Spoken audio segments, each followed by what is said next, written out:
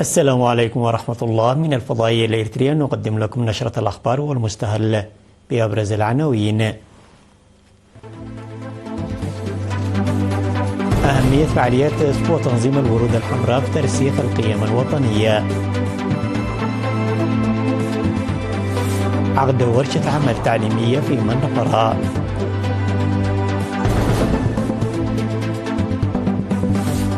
تدشين سد في سنجبلوق.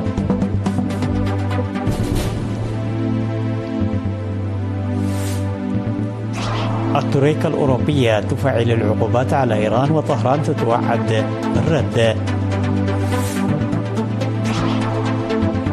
اليابان تعزز شراكتها الاستراتيجية مع الهند.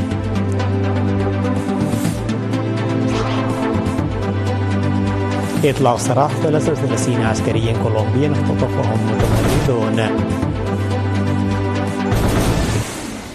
إلى التفاصيل. أوضح رئيس لجنة تنسيق فعاليات أسبوع تنظيمات الزهور الحمراء الذي نظم على مستوى البلاد الشاب شاي حلاب أن فعاليات أسبوع تنظيمات الورود الحمراء تلعب دورا مهما في ترسيخ وتنمية القيم الوطنية. وذكر الوكالة الأنباء الإريترية إرنا أن تنظيمات الورود الحمراء تعتبر أساس التنظيمات الوطنية الأخرى، وأن الأسبوع يعتبر منصة لتبادل الخبرات ومشاركة الاهتمامات البناءة والتعرف مع ثقافات القومية الإريترية عن قرب، بالإضافة إلى ترسيخ القيم الوطنية النبيلة للترمز إلى الوحدة والتنوع الثقافي المتكامل. وأضاف أن الفعاليات التي تقام لأول مرة على مستوى البلاد تحت شعار ألحاننا انعكاس لقيمنا حتى 5 من سبتمبر تقدم فيها الفرق القادمة من جميع الأقاليم الأناشيد الوطنية والرقصات للقوميات والأشعار، بالإضافة إلى مواد ثقافية قديمة وأخرى حديثة. وأشار إلى أن الهدف يفوق المنافسة حيث يتطلع إلى توثيق الأعمال الفنية التي أنتجتها تنظيمات الورود الحمراء المختارة لتوريثها ومحتوياتها داخل وخارج البلاد بين الأجيال. كما قدمت يوم 27 من أغسطس الجاري محاضرات تعريفية حول خلفية تاريخ الورود الحمراء وأهمية الأناشيد الوطنية في ترسيخ الهوية الوطنية، بالإضافة إلى أسس الرقصات التراثية للقوميات الإريترية قدمها خبراء في مجالات المذكورة للمشاركين في فعاليات أسبوع تنظيمات الورود الحمراء. يذكر افتتاح هذه الفعاليات التي نظمها الاتحاد الوطني لشباب وطلبة إريتريا على مستوى البلاد في 26 من أغسطس في مدينة كرن. عقد مكتب التعليم في مديرية منفرة ورشة عمل يوم 27 من أغسطس للمساعدة في تحديد ومعالجة المشاكل التي تواجه العملية التعليمية. وتم في الورشة التي شارك فيها مدراء إدارات الضواحي والأعيان ولجان أولياء الأمور عرضا في شكل تقرير عن التقدم المحرز خلال السنوات العشر الماضية والتحديات، ومناقشة الخطط التي يجب تنفيذها لتحسين نقاط الضعف التي تم تحديدها في التقرير. وقال مسؤول مكتب التعليم في مديرية منفرة الأستاذ بلاي أرايا أن الورشة تهدف إلى تحديد أسباب ضعف نتائج التعليم وإصلاحها. وبعد مناقشة القضايا المتعلقة بتحسين جودة التعليم، قال المشاركون أن تشجيع الطلاب والمعلمين المتميزين ودعم الطلاب الضعفاء وتعزيز قدرات المعلمين من خلال التدريب وتعزيز العلاقات الثلاثية وتعزيز مساهمات المجتمع من الأولويات التي يجب العمل بها. ودعم مسؤول التعليم في الإقليم الجنوبي الأستاذ هبتزكي دانيال المدارس عموما والمعلمين خاصة على العمل الدؤوب لتخريج طلاب متميزين. من جانبه دعا مدير مديرية منفرة السيد هزكياس وهبت جميع فئات المجتمع على التعاون لضمان إنجاح الجهود المبذولة في مجال التعليم.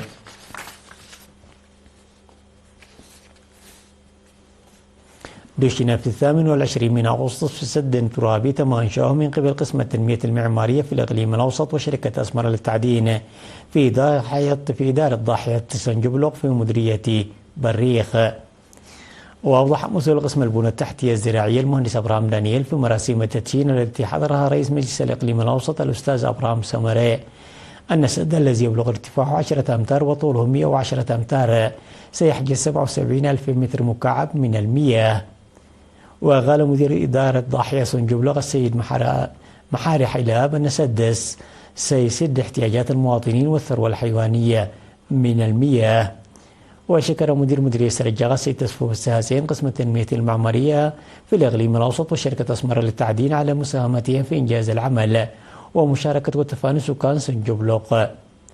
ودعا المدير العام للإدارة والمالية في الإقليم الأوسط السيد تكي قلة السكان على القيام بما هو مطلوب منهم والاستفادة جيدة من السد.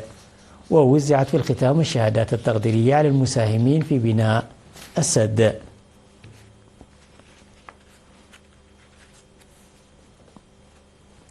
أشاد سكان مدينة أفعبات بمدرستي تدريب القيادات السيارات التي افتتحت قبل عام في أفعبات. وأوضح أصحاب هذه المدارس السيد موسى عثمان ومأكل سمريل وكالة الأنباء الإريترية إيران أن السكان أفعبات كانوا يضطرون إلى الذهاب إلى أسمر وكرن ومصوع وبرنت للحصول على رخصة القيادة بعد تدريب هناك، والذي كان بدوره يتطلب الكثير من التكاليف، وأنهم الآن يتلقون خدمات التدريب عن قرب وبكلفة معقولة بفضل فتح هذه المدارس. وأفادوا أنه تم تدريب 150 مقدم طلب رخصة القيادة من الدرجة الأولى والثانية حتى الآن منذ افتتاحها.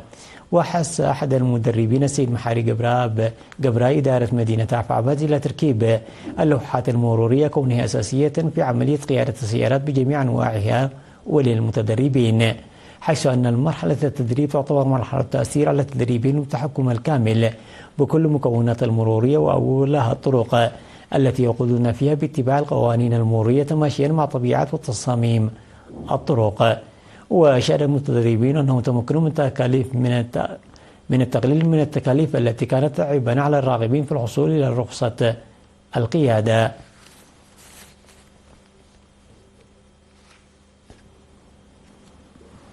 بمناسبة الفاتح من سبتمبر الذكرى 64 لانطلاق الكفاح المسلح يقيم في العاصمة أسمر برنامج لتبادل الموروثات التاريخية إلى جانب عرض ثقافي. وقام أعضاء جمعية التعاون للفرقة 61 يوم أمس 28 من أغسطس برنامجا للتوريث التاريخي تحت شعار توسيع تاريخ نضالنا مسؤولية كل بطل في مركز كارتا الترفيهي في مديرية عداقة حموس، حيث رأى المقاتلون القدامى شهاداتهم ومشاركتهم في صمود وبطولات المقاتلين في النضال التحرري المرير. وذكرت رئيسة الجمعية المقاتلة صالحة محمد علي أهمية تنظيم فعاليات التوريث التاريخي، مشيرة إلى البطولات التي لا تحصى في تاريخ ثورة الشعب الإريتري. وفي غضون ذلك قدم في مساء ذات اليوم عرض ثقافي قدمه فنانين وعازفين ذوي الإعاقة البصرية في سينما روما تجسيدا لانطلاق الثورة الإريترية. وتم تنظيم العرض الفني بالتنسيق مع الجمعية الوطنية للصم.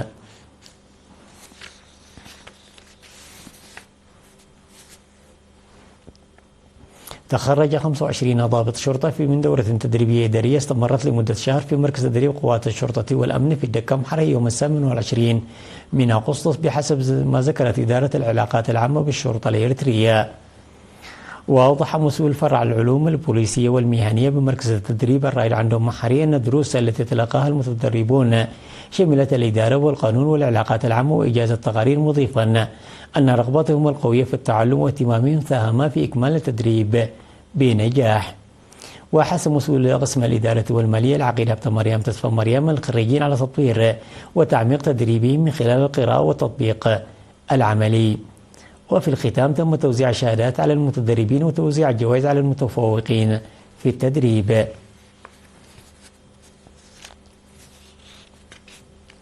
الأخبار العالمية بعد فاصل قصير، تفضلوا بالبقاء معنا.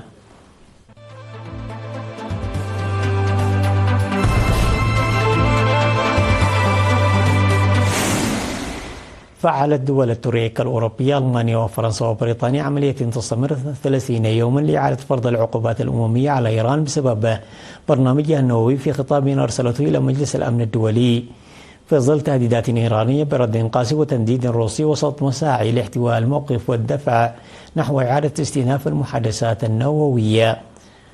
وقد يؤدي تفعيل ما تسمى آلية العودة السريعة إلى العقوبات على إيران إلى إعادة تطبيق الإجراءات العقابية على طهران، والتي رفعت بموجب اتفاق النووي في العام 2015 بين إيران وقوة دولية، وكذلك بانتهاء الاتفاق مع إيران بشكل حاسم لدى استكمال العملية. من ناحيته اعتبر طهران أن قرار الترويكا الأوروبية تفعيل آلية الزناد سيقوض بشدة تعاونها مع الوكالة الدولية للطاقات الذرية.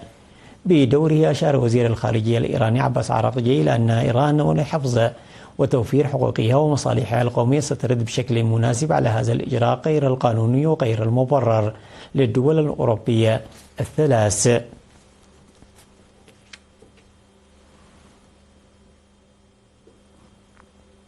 تعهد رئيس الوزراء الياباني بالعمل مع الهند من أجل السلام والاستقرار في منطقة المحيطين الهندي والهادئ. وقال شبيان في بيان مشترك عقب اجتماعه مع رئيس الوزراء الهندي ناريندرا مودي في طوكيو: آمل أن نعمل مع رئيس الوزراء مودي لتعزيز الشراكة الاستراتيجية العالمية الخاصة بين اليابان والهند ورعايتهم لتنمو بقوة شجرة مودي. وأضاف مودي خلال الاجتماع أن الزعيمين قررا تعزيز التعاون في مجال صناعة الدفاع والابتكار. وشهدت العلاقات بين اليابان والهند تقاربا متزايدا مع تنامي النفوذ الإقليمي للصين، وكلاهما عضو في مجموعة الرباعية إلى جانب الولايات المتحدة وأستراليا.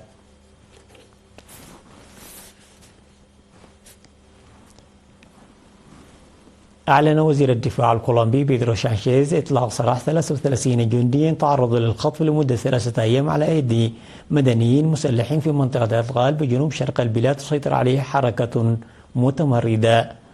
وخاض هؤلاء الجنود معارك ضارية ضد المتمردين قبل أن يعمد نحو 600 من سكان المنطقة إلى منعهم من المغادرة، في خطوة اعتبرتها حكومة الرئيس اليساري غوستافو بيترو عملية اختطاف.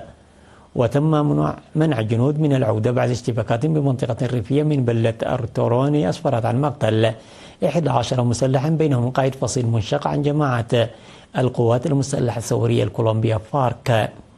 وكان وزير الدفاع الكولومبي بيدرو سانشيز أعلن أن هؤلاء الجنود احتجزوا رهائن في أيدي متمردي هيئة الأركان المركزية الفصيل الذي انشق عن حركة فارك إثر توقيعها اتفاق سلام مع بوغوتا في العام 2016.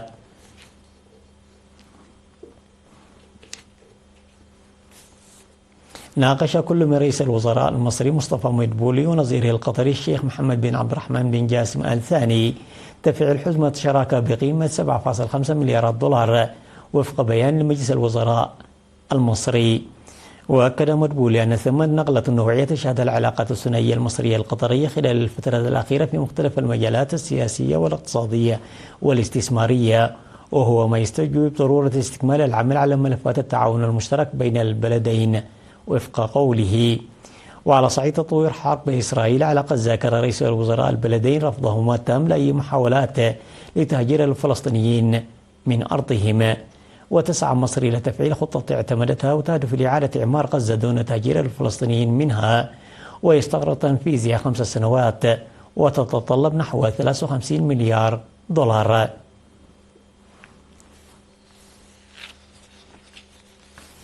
تذكير بالعناوين مرة أخرى. أهمية فعاليات أسبوع تنظيمات الورود الحمراء بترسيخ القيم الوطنية. عقد ورشة عمل تعليمية في مندقرة.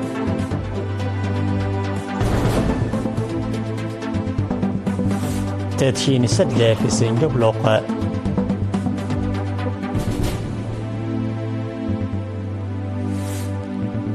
التريكة الأوروبية تفعل العقوبات على إيران وطهران تتوعد بالرد.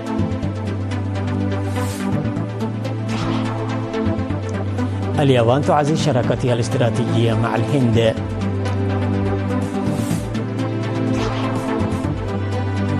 إطلاق سراح 33 عسكريا كولومبيا اختطفهم متمردون. وصلنا إلى ختام النشرة، وفي أمان الله.